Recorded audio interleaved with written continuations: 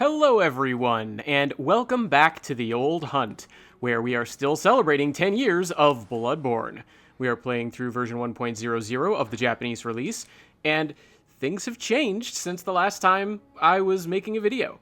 So I've been going through the Chalice Dungeons. I went through, Central Tumaru, and in doing so, I got access to the Hintertomb Chalices. So I then did the Hintertomb Chalice and the Lower Hintertomb Chalice, and I am now roughly halfway through the Lower Tumaru Chalice. I haven't beat the boss of the second layer, but, you know, we'll get there. Lower Tumaru is around the breakpoint, I think, where you sort of need to progress a little bit further in the game to, handily is the right word, but effectively make a little bit more progress through the chalices. And then once you get access to, say, Ailing Loran, you can beef yourself up by going through the beast-filled chalices if you have, I've been building a beast killer weapon. But speaking of things I've been building, you'll notice that the direction I've taken things, first of all, I grabbed 1 point in Blood Tinge that I was short, so now we have the minimum 9 required to use the rifle spear. So I'm excited. We're going to try and outfit that a little bit later in this episode, probably just after I finish this recap. You'll also notice my endurance has gone up to 20, which I think it was like 13 before. That's definitely the biggest improvement right there.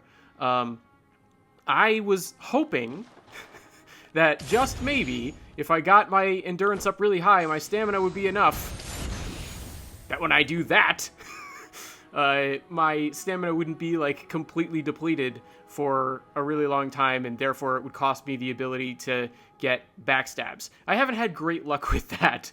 I looked it up, and it seems like if you want to get to the point where you can actually do a follow-up visceral on a backstab with that charged R2, you need to get your stamina, somewhere in the 30 to 40 range. I didn't completely do the math, but it has to be pretty high. Higher than I would normally take stamina, and I tend to take stamina a little bit higher than people do in general. So, pretty high, really. And you need a couple of the anti-clockwise metamorphosis runes. At least one, probably two. And at that point, you'll have enough stamina that you can get that and get the backstab. And if I weren't doing sort of this generalist playthrough, right, where I want to be able to show off as many weapons as possible for 10 years of Bloodborne, this big celebration, right? If I weren't coming at the game that way, I think at this point, I'd be willing to commit and really boost my stamina and try and make this stake driver work. I've become enamored. Maybe I'm turning into a powder keg here. I've also gotten my arcane up to 30. I prioritized that because, damage stat makes sense, especially when you're doing the Chalice Dungeons. The enemies get quite hardy, so I wanted to up the damage that I was doing. I've also slowly started to up my vitality. That's the latest change, so I'm up to 26 from 25. Hasn't really changed all that much. And now my overall level is 67. Now, as far as the gems are concerned... Oh, and I updated my... It's doing the 1.00 bug thing where it's not showing you the blood vials, but actually this isn't the best way to show it. I want to go over to runes. Okay, and you can see here that I've upgraded, right? We have communion that you can barely see and communion that you can see pretty well, indicating, of course, that this is a higher level communion rune. So I've still got one communion rune on, but it's a more effective communion rune. So my blood vial maximum is technically 23, but it's just not showing up that way because the weirdness. Oh, and also I got the arcane haze extractor, or whatever its official translation is, can't remember off the top of my head, that allows us to extract arcane mist. So this is now a menu option in this weapons workshop area. Interesting that they put it in here, but I guess where else are you going to put it? Okay, let me just make sure. Okay, good. My weapons are in good repair. I like to do that. And here we've got... I wanted to show off the gem setups here. I've switched the damage. I don't know why I've switched over to show, because this is the mechanical screen that's most relevant here. Switched the damage from physical to arcane on my stake driver. So we're going to have a little bit of fun with it. I'm not done with the stake driver. I've been having a lot of fun going through the chalices with it, and I want to play with it just a little bit longer. But right now, we don't have anything to, at least not the last time I checked. What is this? Nope.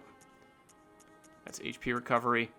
Yeah, we don't really have a lot to boost our arcane in terms of the radial gem slots. right? So the triangular gem slot is now converting this to arcane, and we have plenty of ways to boost our physical damage, but we're not doing physical damage anymore. So we've really just got the one gem in this weapon.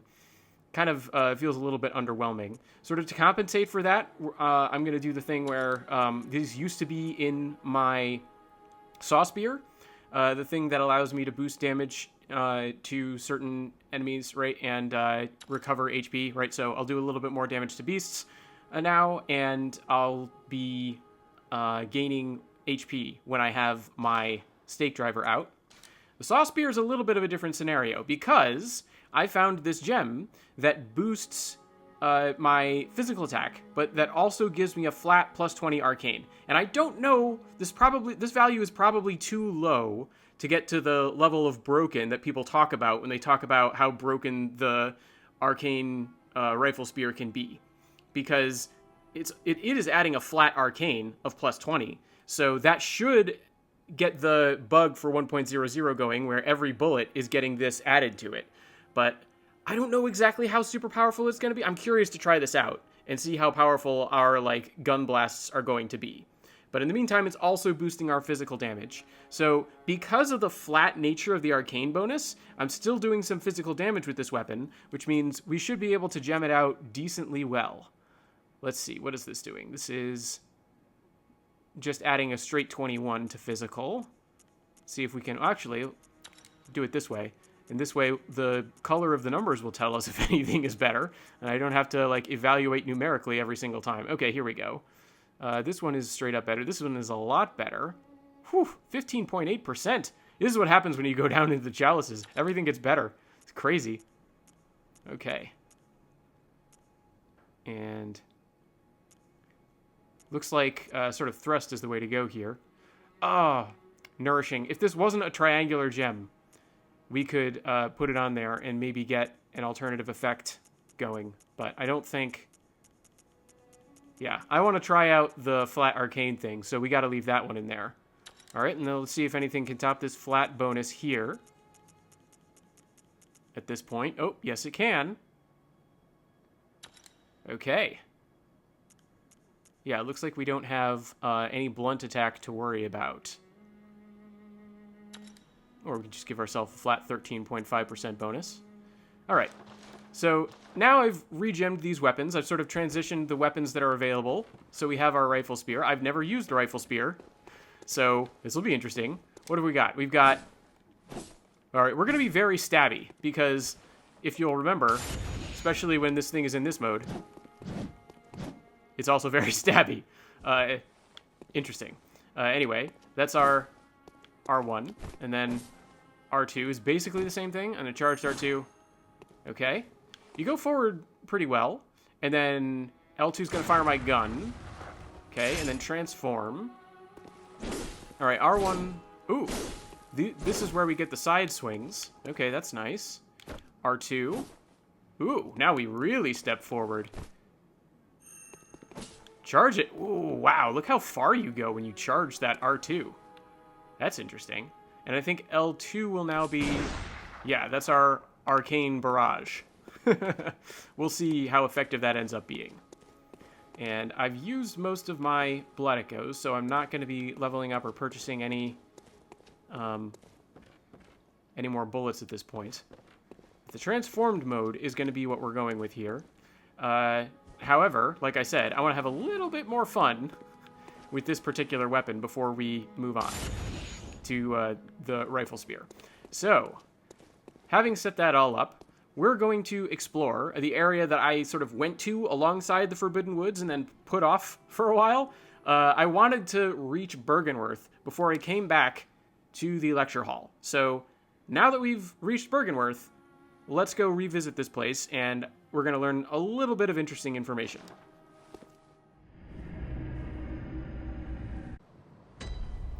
Okay, so here we are in the lecture hall. And first of all, I need to turn on my portable lantern here. And when we look around, we'll see this place is sort of visually similar to Byrgenwerth, isn't it? It's a lecture hall. Byrgenwerth is a college. Interesting. Right? And it won't be long. We're going to get some confirmation. that this is not a coincidence. Anyway, first we have another character to talk to here. Let's see what's going on. This voice should sound familiar.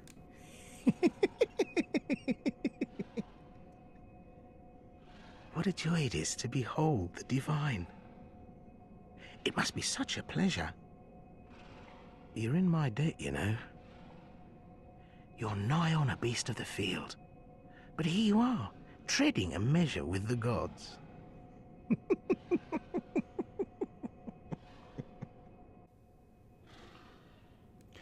Interesting that you expect some appreciation for that prank you pulled on us. This, if you haven't figured it out, is the individual who handed us the tonsil stone. Anyway, let's go ahead and continue, see if he has anything else to say. Are your feet as fat as your wits? Oh, cease this dithering. Take the plunge. Throw yourself to the wolves.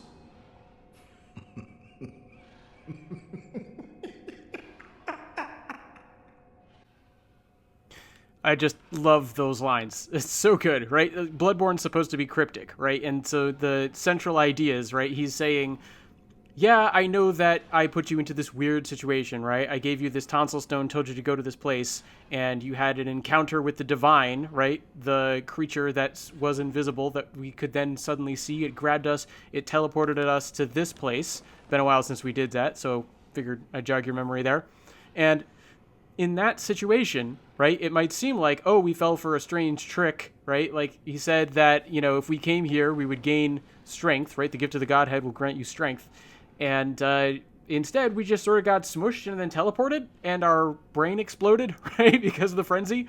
So a little bit weird, right? But he's saying, actually, I've done you a favor. You should be thanking me for setting you up in this situation. So a little bit to be skeptical of there, but on the other hand, right, it's not like his argument comes from nowhere. And as we'll see, this is actually a great place to gain some strength. So doesn't end up being a lie, but at the same time, I don't think this individual actually thinks of himself as doing us a service, right? And there are a couple interesting translation choices here. I think I go over them in a little bit more detail in Translation Born, but I think it's interesting how you can sort of look at the idea of treading a measure with the gods as sort of a delayed thing, right? Because his opening line is something like, what joy it is to behold the divine. And behold is one version of Mieru versus Mamieru, right? Like, I was unaware of this distinction in readings before I started looking into Bloodborne's translation. And boy, did it change how I approach things, right? Where the kanji is the same, whether it's Mieru or Mamieru. I've talked about this before. Mamieru is like to have audience with, like to meet, to encounter, but in a formal sense, right? The person you're meeting with is doing you honor by meeting with you. So there's an honorific sense to it. And then Mieru is just to see. So what joy it is to behold the divine, right? You're witnessing, you're seeing this strange creature that is above you. And isn't that wonderful, right? But then he also talks about you're nigh on a beast of the field, yet here you are treading a measure with the gods, right? And so treading a measure sort of sounds like you're like dancing, maybe. Sort of strikes me as where that phrase came from. I can't be 100% sure of that. Might look that up in editing. I don't know. Might not have time. This episode's coming together kind of last minute, but we'll see what I can do. Anyway, the idea is a little bit more in terms of contact, and we do make contact with the god. Physical contact. It teleports us here.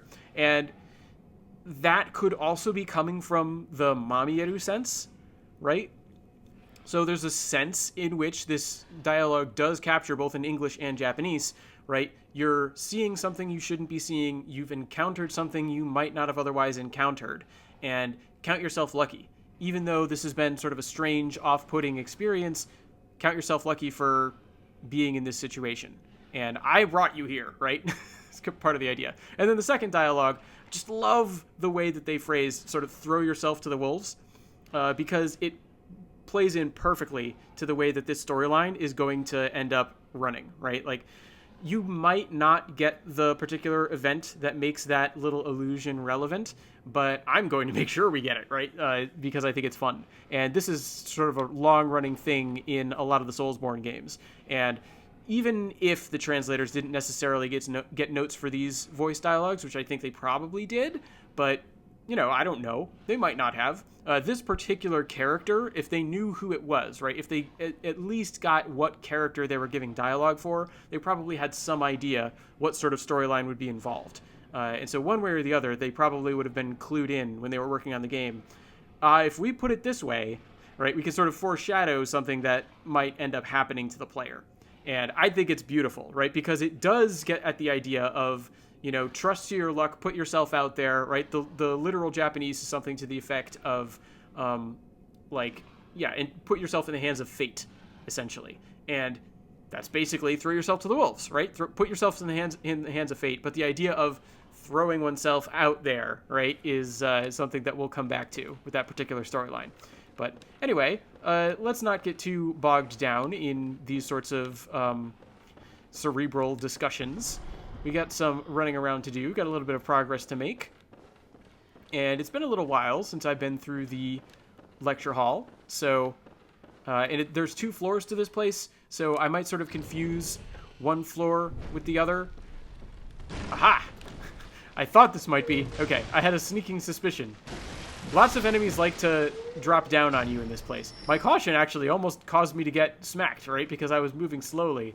And I might have moved so slowly that the enemy, when it fell down from above, would have hit me and done some sort of damage. But thankfully, that was not the case. Managed to avoid that. And there we go. Also, we just want to have that charged. Just, just in case. Okay, and we're getting the student set here. And we're getting, there we are, the key, right? That's why we want to come in this direction first.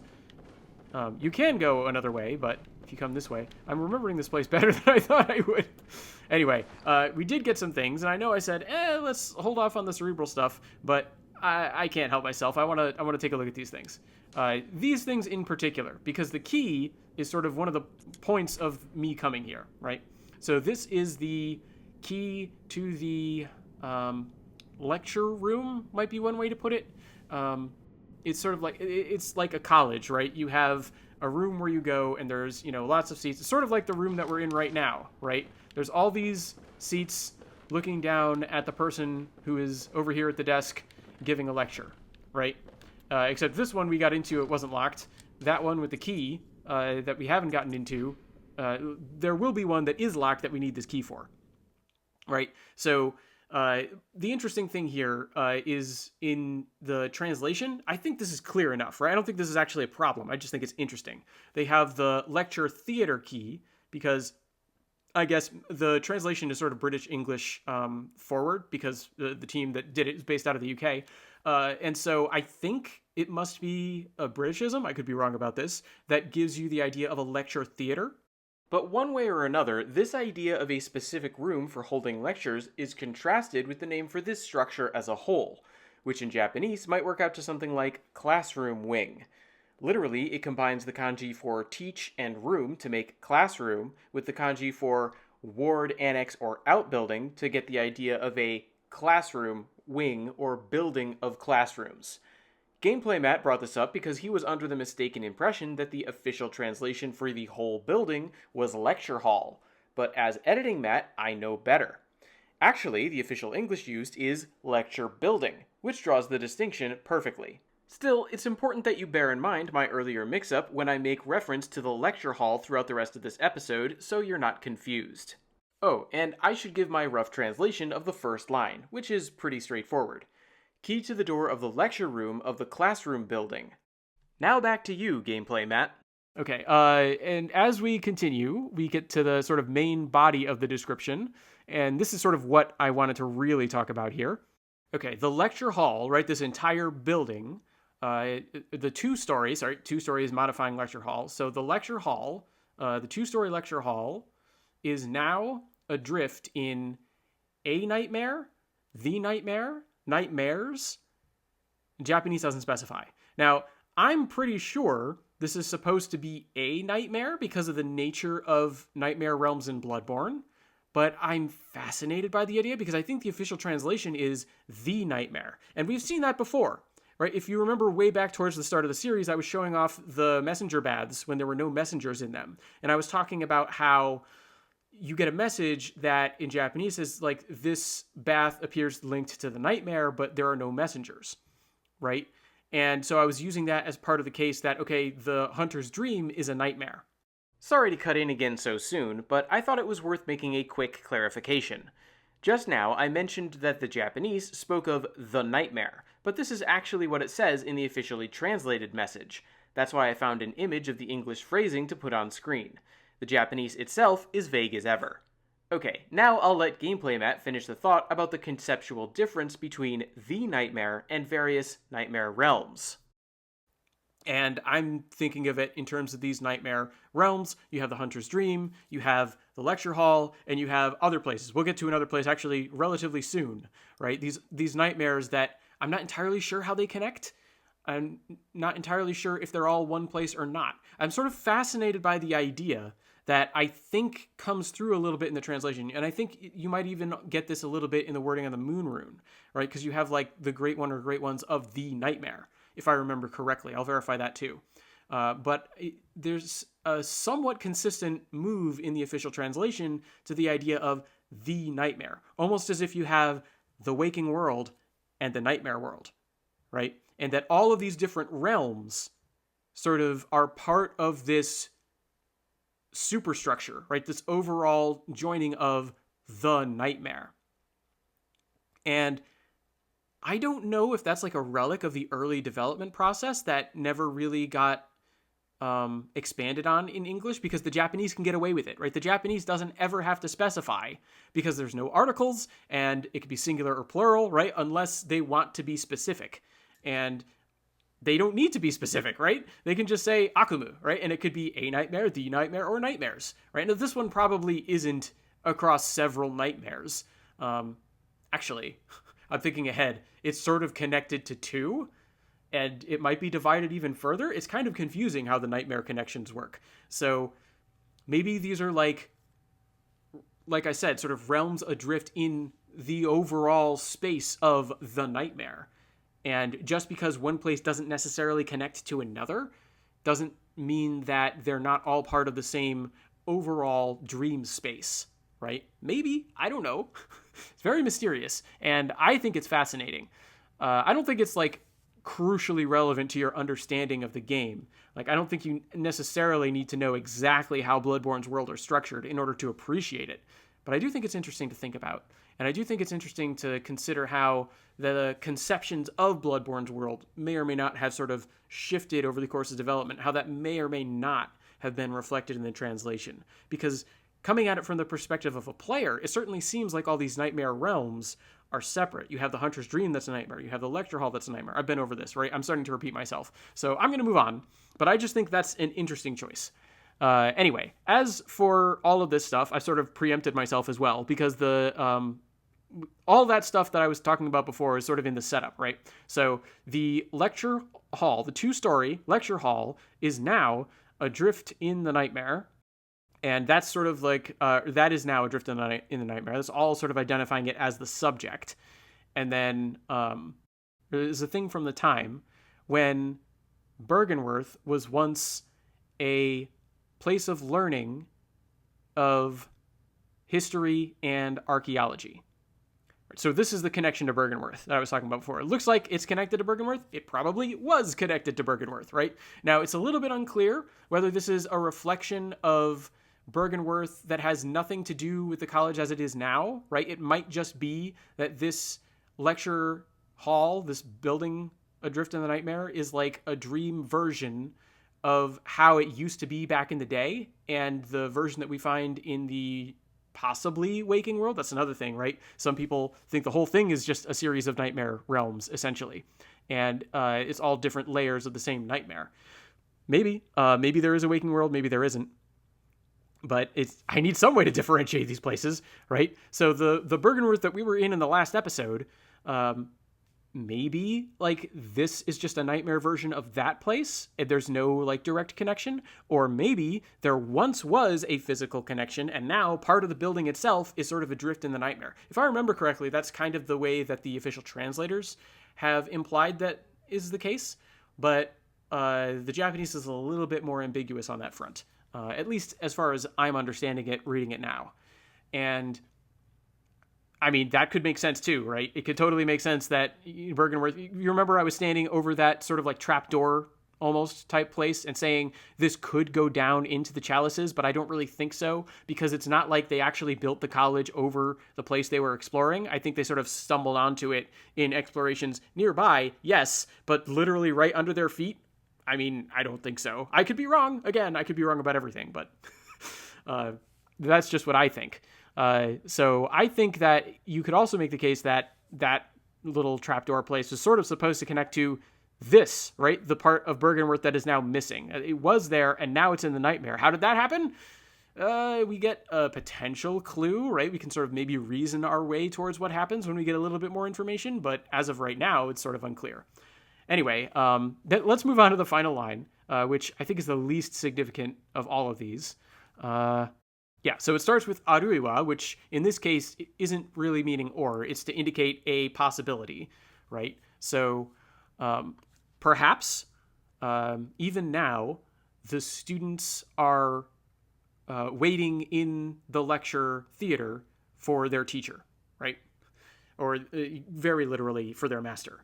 So there's a reason that key is sort of hinting at that possibility. Oops, I wanted to come over here because we have the student set, and actually don't want to come over here. I want to come over here because I want to verify before I go to put it on. We're going to become a very good student before we come in here. Here we go, right here. I want to verify. Okay, there is a slight difference. The only difference in the description is that this one has 2 lines on the opening, and this one has 1 line at the opening. As you can see from those sort of spaces, the way they move, everything sort of shifts down 1. And that second line actually isn't super important. So we'll cover this relatively quickly, I think.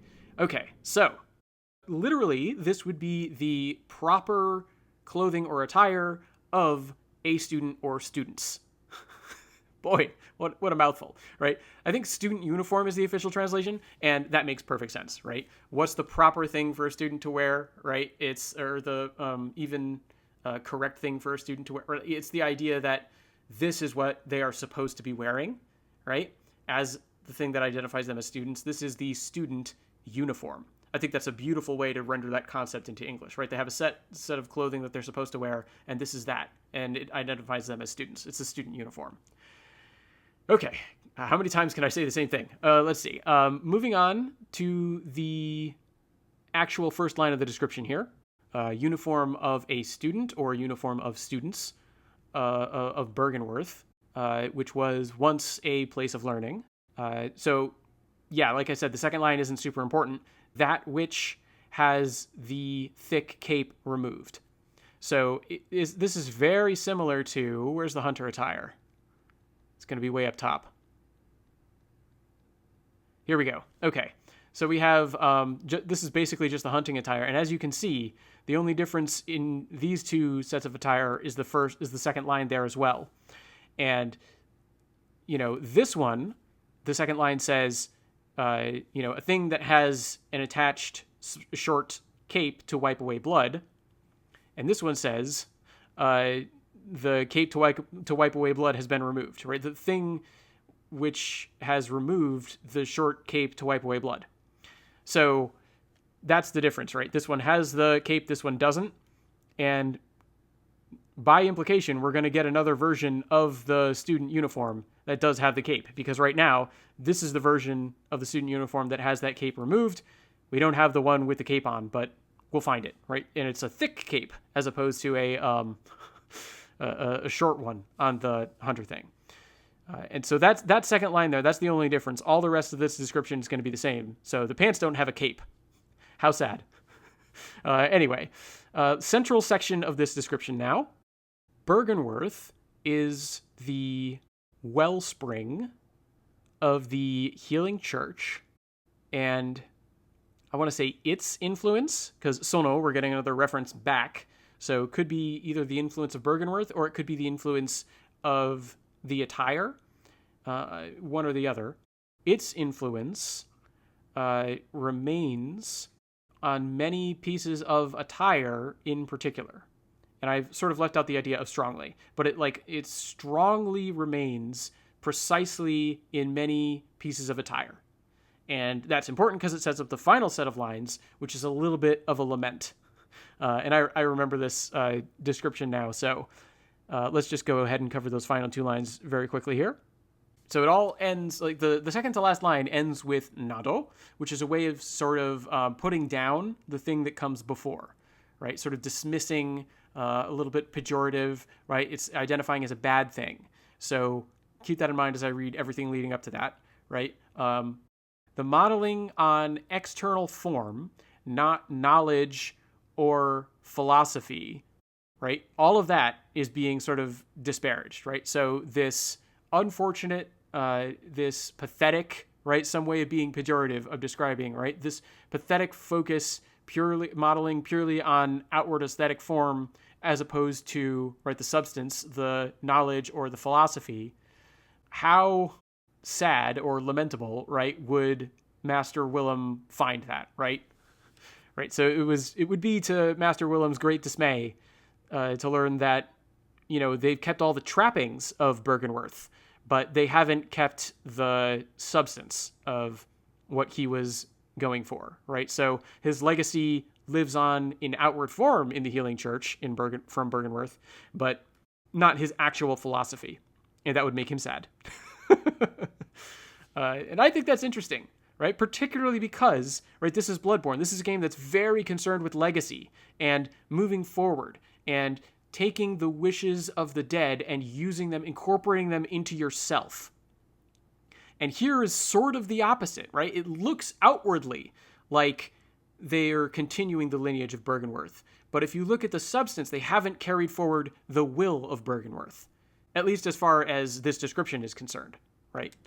And I think, I can't equip from here. And I think the official translation does a good job of bringing out that same sort of idea. And I don't want that. I want the, right here. Don't want to go too far. we look ridiculous. The combination of the grave guard with the student, it's like we're here for Halloween. Hello. Anyway, that's fun. We'll just keep that on. I like it. What's the point of celebrating 10 years of Bloodborne if you can't have a little fun along the way? Okay. Oh, and I remember this room. This is a room someone's going to drop on me in this room. I thought this was on the 2nd floor. Look at how fast that is. I just love it, right? Just love how you can go from 1, 2, 3. It's very fast. It's one of the ways that I've been having fun with the stake driver, is even when I can't use the big charged attack, it's been fun to just stab, stab, stab. It's very quick. Faster than a lot of the like boss moves and enemy moves and probably most hunter weapons in the game. Not all, I'm sure, because there are some very fast hunter weapons around, but still, it's pretty good. All right, I'm not reading that. We just did a bunch of descriptions, and that one's kind of depressing, so you'll just have to wait for that one. I've got a bunch of like chalice materials that I collected in exploring the chalices anyway. So, all right, now, this is the theater that's locked. And, like, I think right now we have to go through this door. There's another one that's a little bit closer to where we came in, but I think it's locked and we don't have the key. Let me just verify that. Is this it? No, too early. Is this? Yep, here we go. Yep, can't open from this side. Yeah, so eventually that's sort of a better way to come at this lecture theater, but for the first time, you gotta show that they can put you through the ringer. Because you open the door, and look, all these students are waiting for their teacher. I'm here! I'm here to teach you! Yeah, I'm just gonna come out here. Don't mind me while I prep my Molotov cocktails. I'm gonna make use of this natural choke point here. You're early. Get lost. I don't want you to be early. I want to... Yeah, this massive group. That's what I'm looking for right there. Massive group that I can take out by throwing a choice Molotov cocktail. There we go. Beautiful. As we slow down the game. Okay. Okay. I have a good sense for how the how this weapon is dealing. I'm curious now. Okay. Only 45 damage from that particular spray of bullets. And of course, it gets a little bit diffused. Right, so 60 if I can get all of them into a shot, as opposed to 71 from a strike from the stake driver. So maybe not the most illustrative of examples, because I don't think the stake driver has the strongest R1 in the game. But already I think you can see how that R2 is starting to come together. Maybe a little bit stronger than it should be. Not broken yet, but, you know, we're getting there. We're getting there. I've really got to go deeper in the chalices to get a full effect. Yes! Oh, did that one shut it? Oh, beautiful. I sent it flying. Yeah, I'm turning into a powder keg. Incredible. Also, just out of curiosity, how does this do with, like, the regular... Ooh, the regular R1s does pretty well. I'm pretty happy with that. Yeah, it's way better than the L2, the transformed L2 right now. Go figure. All right. Well, but this isn't the rifle spear episode. We're not there yet. This is the stake driver episode still. So let's see. What's in here? I don't remember there being a chest in this room. Oh, this is where we get the Augur of Byrgenwerth. Right, that's kind of important. We're not going to look at that or use it just yet, because I've just spent a lot of time reading through descriptions.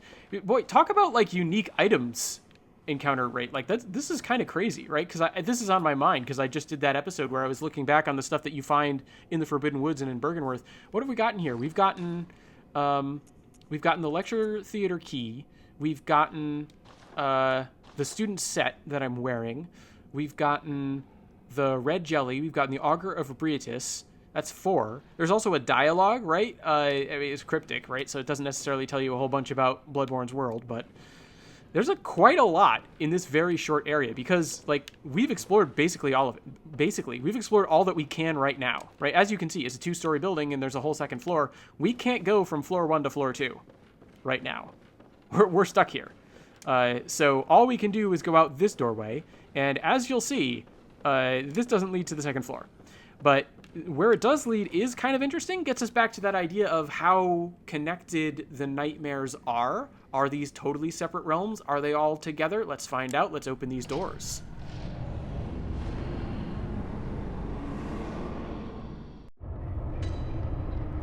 Okay, here we are in the Nightmare Frontier. Completely different location, totally different nightmare. And if we come back here, there's nowhere to go. There's no doors. This was a one-way trip.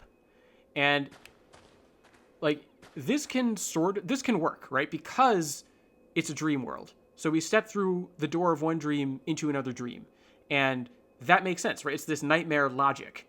And it jumps from one thing to another, sort of, you can slide over, right? If this were, like, you open the door from Yosefka's clinic, and you step in here, and then you fall down, and, you know, all of a sudden you're in Central Yarn, like, that logic wouldn't make any sense.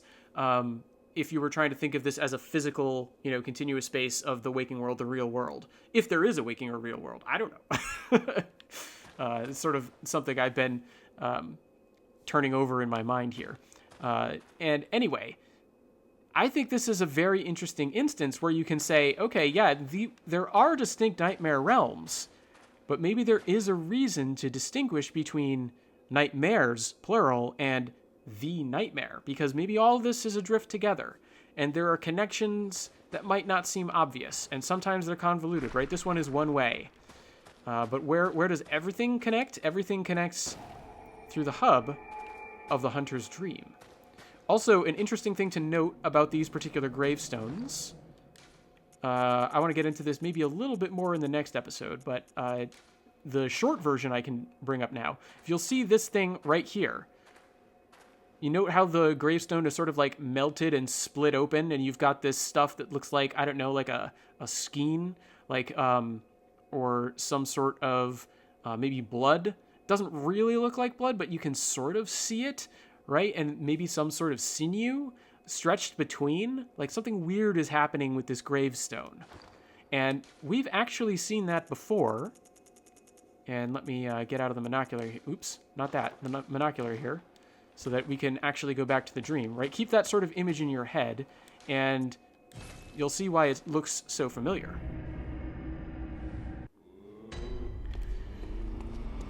Right. I'm just going to come straight up here, and as you can see, we have a sort of melting gravestone. It's got that, skein, that, like, sinew stretched across, whatever's going on there. And what headstone is this? This is the Nightmare headstone. This is where we can access nightmares, where we have the lecture the lecture hall, appropriately enough, and the Nightmare Frontier, where we just discovered. And isn't that interesting? We look over here, this gravestone, it looks like it's got, like veins or something. Weird, like worked through the inside of it, that maybe like those veins, that goo, whatever it is, has been exposed in this one. There's a hint of a progression here, and as you can see, this is the unseen gravestone, and it connects to sort of hidden aspects of the waking world, right? Maybe this is an argument for all of Yharnam indeed being a dream, not necessarily as waking as the doll would have us believe, right? Because this connects to the Hypogean jail and the abandoned old workshop. And those are areas that just are sort of hidden away. Or maybe what's going on, here's another alternative that's just occurred to me. Maybe what's going on is we're getting sort of an interpenetration of dream and reality. And so there are sort of places that are fully nightmares. There are places that are fully in the waking world. And there is an overlap of dreams that's happening alongside them. Interesting. Weird thing to say of the thought I just had, but I'm intrigued. Again, right, the particular cosmology of Bloodborne's world, not ultimately super important to say, like, the plot, but I do think it's fun to think about. Anyway, just to quickly continue our run through these various gravestones, right? This one is the Frontier gravestone, and it's for areas that are outlying, right? So we have Hemwick, we have the Witch's Abode, Forbidden Woods, Forbidden Grave, Byrgenwerth. These are all places that are outlying Yharnam, and then of course we have Yharnam itself, with by far the most locations. So these are all, if there is a progression going on here, you're sort of going from Yharnam as the basis, but also its surroundings. And of course, these two headstones, there's no indication of any sort of blood and sinew stitching them together. This one is starting to unravel a little bit as you get into the hidden mysteries of the world. Perhaps the hidden mysteries, this is where the interpenetration of dream and reality is at its strongest. And then this is the core of the nightmare, where the graves are broken. Maybe the broken grave symbolizes the spirits of the dead that can dwell here, like us. Back to my crazy lore theory. I don't know. I think I've been going on too long. I think that's what's happened. But I wanted to mention those thoughts because they occurred to me, and I think they're going to be relevant. Might come back a little bit, that particular topic, as we progress through the Nightmare Frontier, because I think you can sort of parallel it with the Forbidden Woods. But I'll save that for another episode. For now, I'm going to call it an end to my hunt for the evening. Thank you all very much for joining me, and I wish all of you good hunting.